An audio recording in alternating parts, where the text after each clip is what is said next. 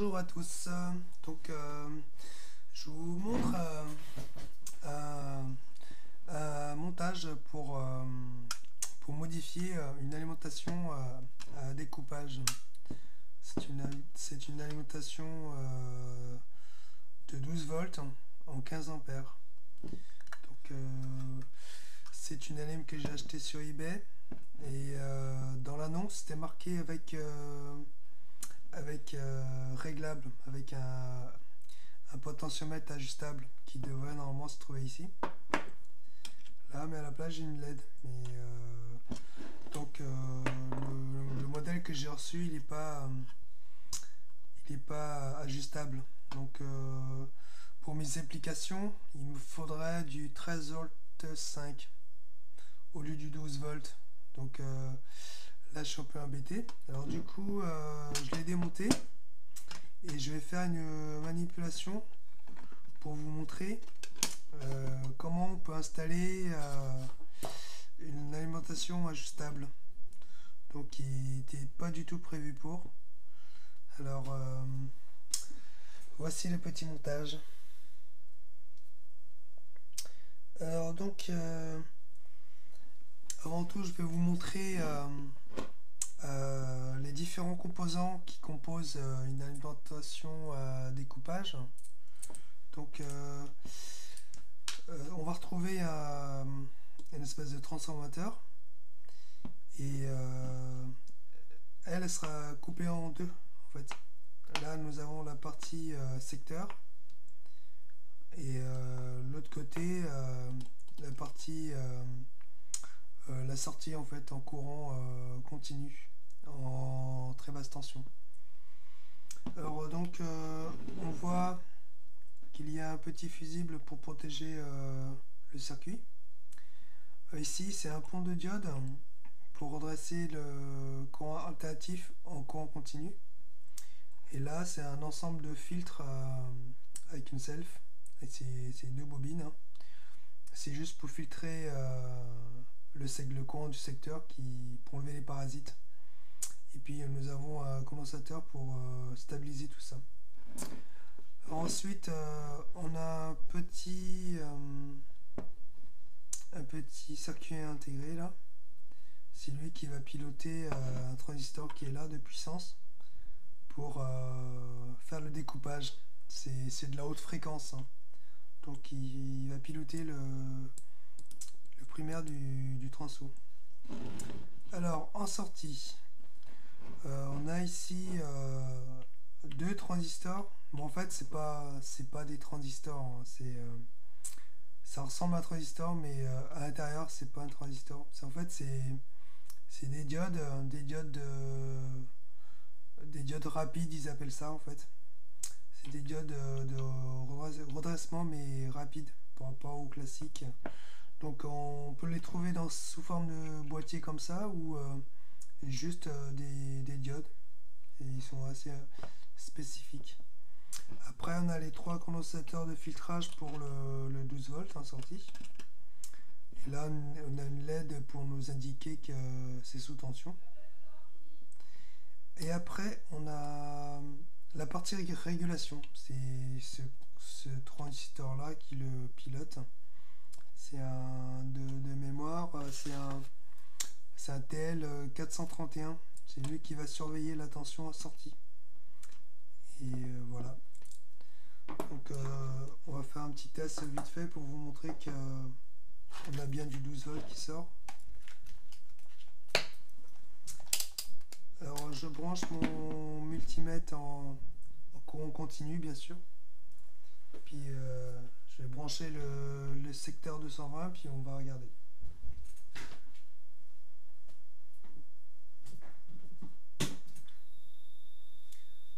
Tac, donc là on va venir tester la sortie de l'alimentation. Donc là on voit bien qu'on a 12 volts qui sort et la LED nous indique bien qu'il y a du courant. Voilà. Donc je débranche. Donc là il n'y a plus de courant. La tension est à 0 volts. La LED est éteinte.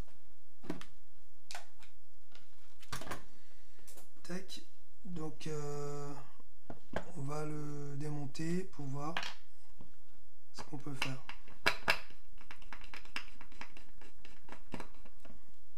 Bon, en fait, moi je vous dis d'avance parce que je connais un petit peu et j'ai l'habitude de travailler avec ça.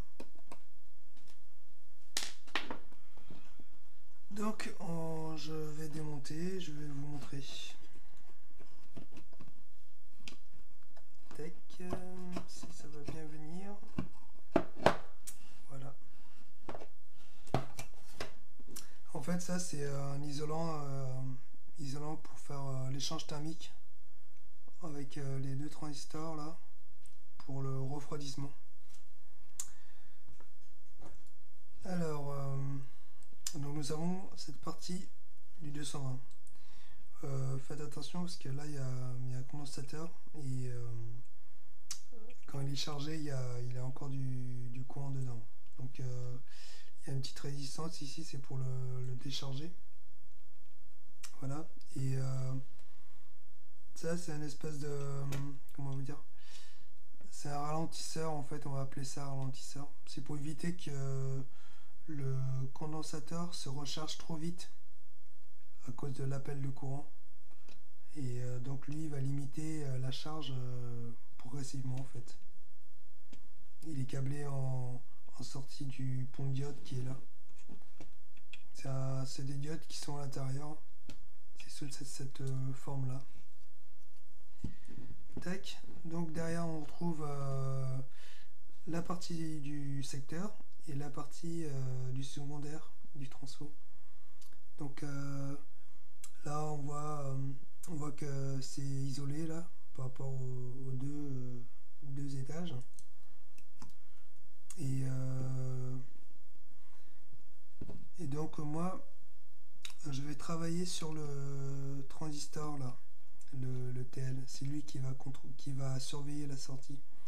Donc moi je voudrais avoir du 13 volts 5 au lieu du 12 volts. Et je vais montrer la manipulation pour y arriver. Alors un autre truc aussi, ce transistor là, il va venir piloter ce composant là ici. Ce composant là, en fait c'est un photocoupleur. En fait c'est à l'intérieur, c'est une petite LED qui émet une lumière et en face de l'autre, il y a une LED qui reçoit la lumière. Donc il y a un émetteur et un récepteur. Comme ça il n'y a pas d'échange électrique, c'est juste une lumière qui passe. Voilà. Donc de l'autre côté, moi j'ai repéré ici le pôle moins et le pôle plus. Donc par expérience, hein, je sais que c'est là que ça va se trouver. Hein. Donc moi ce que je vais travailler c'est sur les résistances ici. Donc sur les trois, on remarque qu'il y en a une qui est prise sur le positif et deux autres sur le négatif. Donc celui qui va surveiller le positif, c'est celle qui se trouve là en fait. Donc c'est celle-là. Donc c'est lui qui va venir sur le transistor, le TL 431 là. C'est lui qui va envoyer l'information au photocoupleur. Donc je vais le démonter et puis le remplacer par ce composant là. En fait ce composant là c'est un genre de potentiomètre, c'est une résistance variable en fait, où on peut venir avec la molette là, avec un tournevis, on vient changer sa valeur en fait en tournant. C'est une vis sans fin qui fait tourner une roue à l'intérieur et ça donne une valeur de résistance quoi. Tac. Donc je vais procéder au démontage de cette résistance là parce que je sais que c'est elle qui surveille le positif. Ça ne peut pas être ces deux là parce qu'elles sont prises sur le négatif. Et là j'ai trois condensateurs pour le filtrage. Et un truc qu'on remarque, c'est que c'est que là c'est marqué 16 volts de 1200 microfarads. Donc ça nous indique que la tension maximale en sortie est de 16 volts. Donc ne surtout pas dépasser les 16 volts, sinon elle explose. Donc voilà. Bon, rassurez-vous, j'ai débranché le 220. Donc j'ai mis un scotch pour bien dire que c'est celui-là. Tac, qu'est-ce que je peux vous dire d'autre? Alors, donc je vais procéder au démontage de la résistance. Donc la NIC c'était celle-là.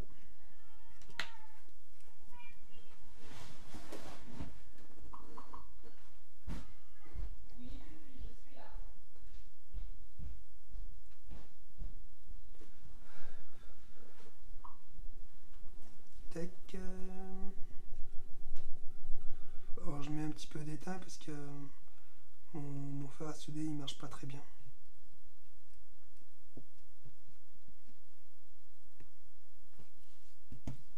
Bon, je vais le sortir tout bêtement, je vais pas me faire chier.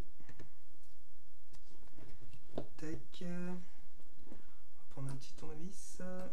On va essayer de le choper. Bon, normalement, je devrais le faire avec une tresse à dessouder ou une pompe à dessouder. Si vous avez ça, c'est l'idéal. Mais là, j'en ai pas, alors on va faire ça à l'arrache.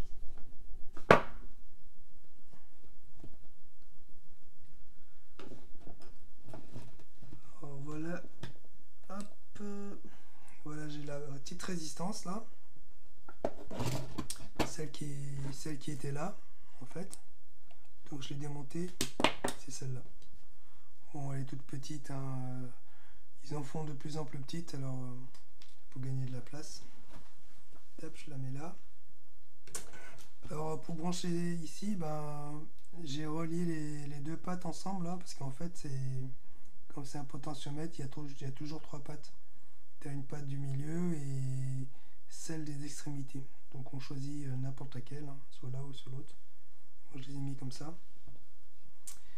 Et donc je vais venir souder deux petites pattes comme ceci. C'est juste pour les ressortir pour que je puisse souder le composant là à la place. Tac.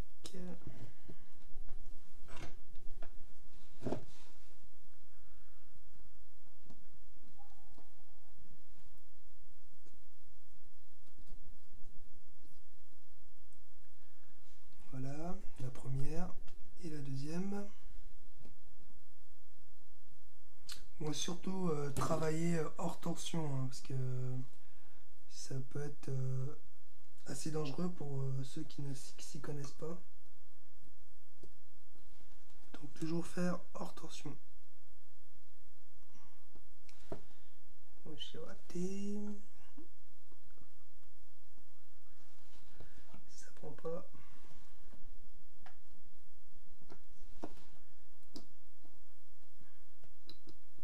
Bon, est-ce que les trous sont petits, hein.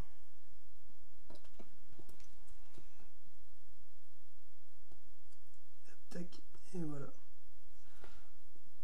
Donc là j'ai soudé mes deux petites pattes qui étaient sur la résistance qui surveille le positif en sortie, et donc je les retrouve ici, hein.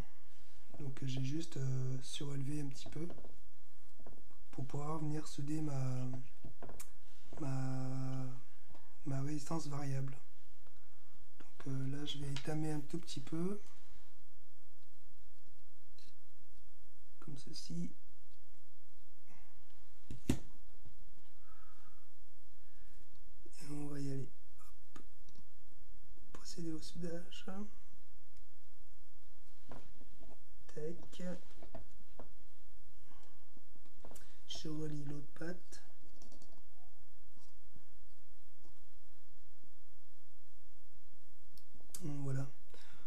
Donc j'ai fait grossièrement, c'est pour vous montrer, hein.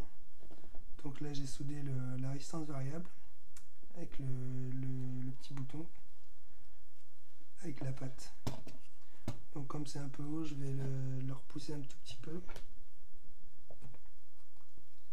Tac, allez, ça va aller, hop. C'est juste pour pas que ça dépasse de trop.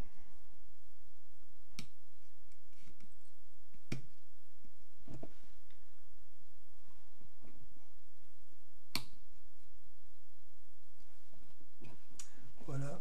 Non, je l'ai descendu un peu pour que quand je vais fermer le boîtier, ça ne vient pas toucher, hein. Donc voilà. Après, il suffit de couper les pattes qui sont trop longs.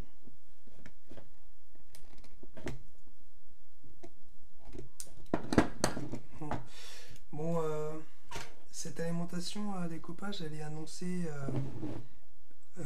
15 ampères, mais je suis quasiment sûr qu'elle fait pas 15 ampères en pointe, hein. Je pense qu'il doit sortir que du 10 ampères en gros. Sur l'annonce, c'est marqué 15, mais je pense pas qu'il y a 15 ampères là-dessus. Toute petite chose, j'ai repéré que les soudures étaient mal faites là. Donc je vais refaire les soudures. Parce que c'est comme c'est du produit chinois, donc économie.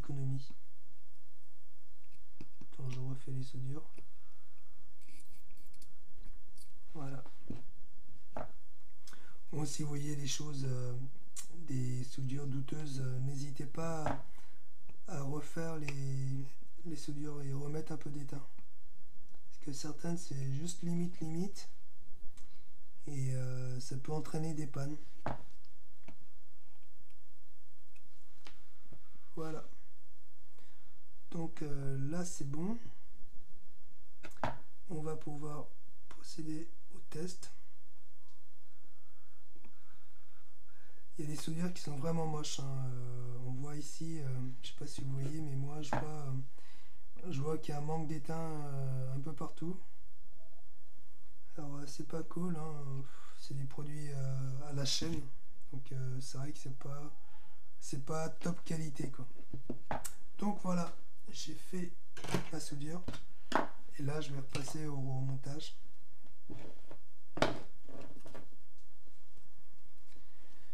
Donc je le remets dans son boîtier en aluminium qui est ah bah après il faut le mettre dans un boîtier intégré dans un boîtier, hein, parce que là c'est vendu comme ça, donc c'est Brut de chez Brut, mais ça dépanne.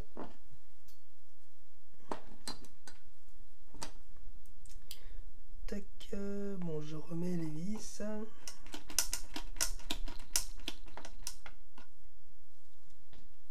Bon, j'ai mis un petit aimant sur mon tournevis, hein. C'est juste pour maintenir la vis le temps que je la visse. Hop, ne pas oublier ce petit isolant thermique, c'est pour l'échange thermique pour refroidir les deux diodes rapides qui sont à l'intérieur. En fait, il y en a deux par transistor, enfin dans un boîtier transistor à l'intérieur. Et comme il y en a deux, ben, il y a une patte sur les trois qui fait le commun.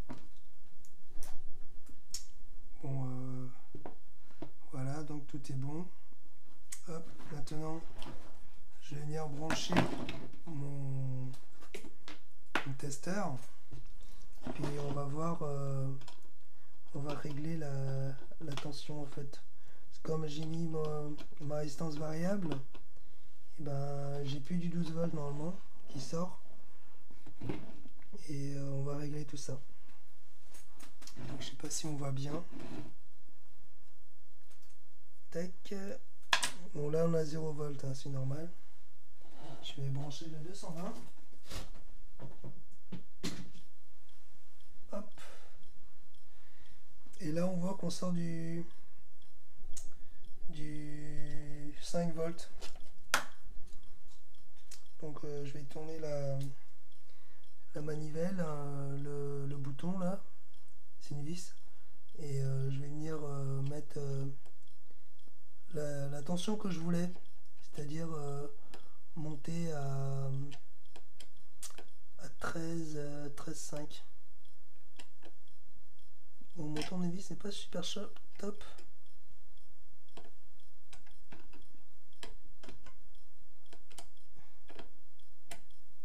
Allez, c'est parti. Bon, là on a 13, ça commence à monter là.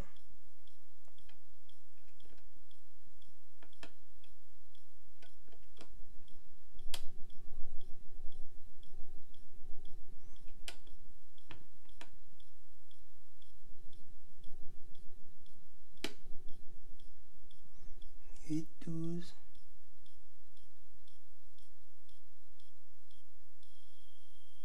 Hop, c'est parti. 11 volts. Ça monte, ça monte.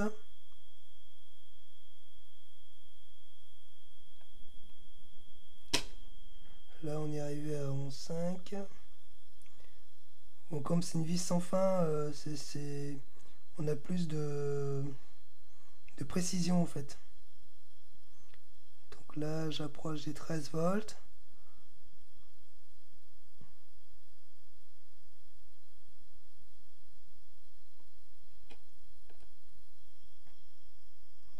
Hop, j'ai dépassé là. Donc si je continue à tourner, bah ça monte quoi. Donc on va redescendre.